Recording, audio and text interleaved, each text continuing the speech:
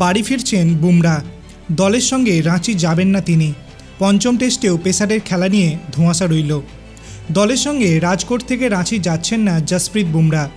প্রথম 3 টেস্টে দলের বোলিং আক্রমণকে নেতৃত্ব দিয়েছেন তিনি, কিন্তু চতুর্থ টেস্টে খেলবেন না তিনি। পঞ্চম টেস্টেও বুমরার খেলা নিয়ে ধোঁয়াশা রয়েছে। তবে এখনকার ভারতীয় ক্রিকেট বোর্ড কোনো ঘোষণা করেনি। একটি ক্রিকেট ওয়েবসাইট জানিয়েছে রাঁচিতে চতুর্থ টেস্টে বিশ্রাম দেওয়া হয়েছে বুমরাকে। তার ধকল সামলাতেই এই সিদ্ধান্ত নিয়েছে ম্যানেজমেন্ট। মঙ্গলবার রাজকোট থেকে রাঁচি যাওয়ার কথা ভারতীয় দলের। সেই দলের সঙ্গে যাবেন না বুমরা। বদলে সোমবারই রাজকোট থেকে আহমেদাবাদে নিজের বাড়ি ফেরার কথা ভারতীয় পেসারের। ধর্মশালায় পঞ্চম টেস্টে বুমরা খেলবেন কিনা তাও এখনও নিশ্চিত নয়। চতুর্থ টেস্টের ফলের ওপর সেই সিদ্ধান্ত নির্ভর করছে।